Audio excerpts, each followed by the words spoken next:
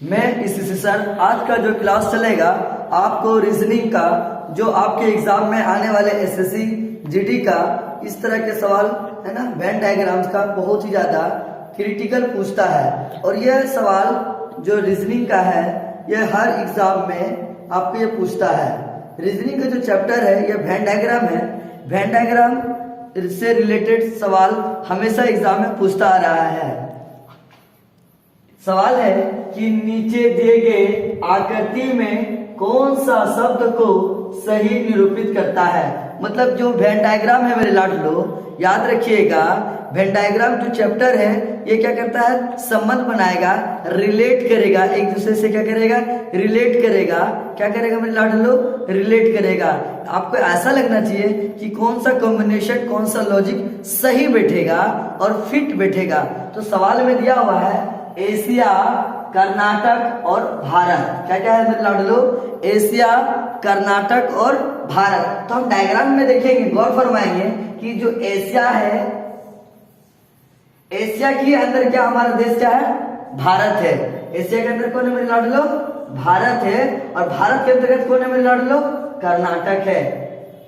तो यहाँ पर क्या बन रहा है, संबंध बन रहा है, रिलेट कर रहा है। जो डायग्राम क्या कर रहा है मेरे लाडलो, रिलेट कर रहा है। इसीलिए याद रखिएगा इसका आंसर क्या हो जाएगा, ऑप्शन नंबर सी। अगर ऐसा सवाल एग्जाम में पूछ देगा वेन डायग्राम में कि नीचे दिए गए आकृति में कौन सा शब्द सही निरूपित करता है, यहाँ क्वेश्चन दिया हुआ है मेरे लाडलो, याद रखिएगा। दिया है हॉकी, दिया है खेल, दिया है और फुटबॉल। पहला बात है आपको ये संबंध समझाना पड़ेगा, रिलेट करना पड़ेगा कि यहाँ पर दो चीज दिया हुआ है सेम। क्या एक हॉकी है और क्या एक फुटबॉल है, और दोनों क्या है, खेल का नाम है। क्या है मेरे लाडलो, खेल का नाम है। और खेल जो है एक प्रकार का क्या होता है, खेल के अंतर्गत होता है खेल, है ना। तो याद रखिएगा खेल जो है ये, और खेल के अंतर्गत क्या क्या आएगा, हमारा हॉकी आ जाएगा, और क्या आ जाएगा मेरे लाडलो, फुटबॉल आ जाएगा। तो इसका आंसर याद रखिएगा मेरे लाडलो, ऑप्शन नंबर क्या होगा, ए होगा। मैं एक नया और ऐसा सवाल रीजनिंग का लेकर आ रहा हूँ जो आपके कंपटीशन के एग्जाम में अक्सर पूछा जा रहा है। ये जो सवाल है आपका क्लोक से रिलेटेड है। और याद रखिएगा मेरे लाडलो, क्लोक में इस टाइप का सवाल अभी बहुत ज्यादा पूछा जा रहा है, जो ट्रेंड्स चल रहा है एग्जाम में। ये सवाल में क्या है कि जो वॉच होता है, जो घड़ी होता है मेरे लाडलो, उसमें एक घंटा का सुई होता है, 1 मिनट का, 1 सेकेंड का। मगर सवाल में जो पूछेगा आपको एग्जाम में घंटा और मिनट से, क्या पूछेगा सवाल में, घंटा और मिनट से। तो याद रखिएगा उसमें एग्जाम में जो पूछ रहा है कि एंगल पूछ दे रहा है कि कितना डिग्री का कोण बनेगा। तो उसके लिए याद रखिएगा मेरे लाडलो, हमने एक ट्रिक बनाया है। ट्रिक जो इस प्रकार से है, इस तरह के सवाल को जो हम सॉल्व करेंगे, ट्रिक है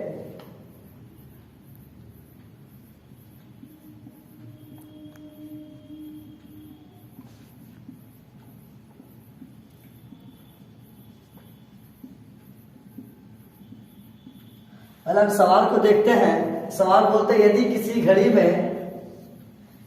घड़ी में 4:10 हो तो घंटा और मिनट की सुई के बीच कितना डिग्री का कोण बनेगा। याद रखिएगा मेरे लाडलो, ये सवाल में क्या पूछ रहा है कि घंटा और मिनट,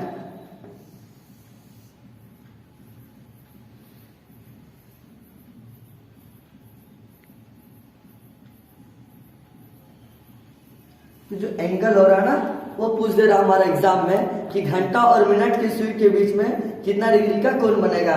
तो इसके लिए सिंपल सा लॉजिक हमने बनाया है कि 60h माइनस 11m/2। h का मतलब है मेरे लाडलो, याद रखिएगा आवर, और m का मतलब क्या बताया, मिनट। तो हम क्या सॉल्व कैसे करते हैं, 60 गुना 4 माइनस 11 गुना 10 बटा कितना लिखे मेरे लाडलो, 2। तो इसको सॉल्व करते हैं, 6 6 के 24, 240, 11 गुना 10 कितना, 110, बाई कितना लिखे मेरे लाडलो, 2 हो जाएगा। 240 में 110 जाएगा, याद रखिएगा मेरे लाडलो 130 होगा, बाई 2 कितना मतलब कटेगा, 65 बार में। तो याद रखिएगा घंटा और मिनट के सुई के बीच जो है 4:10 में कितना डिग्री का कोण बनेगा, 65 डिग्री का कोण बनेगा। कितना डिग्री कोण बनेगा लाडलो, 65 डिग्री का। ऑप्शन दिया रहेगा ऐसा 65 डिग्री, 70 डिग्री, 75 डिग्री और 80 डिग्री। तो आंसर क्या हो जाएगा? Option number A. ऐसे सवाल को देखते रहने के लिए हमारा वीडियो को लाइक, शेयर एंड कमेंट जरूर करें। Thank you.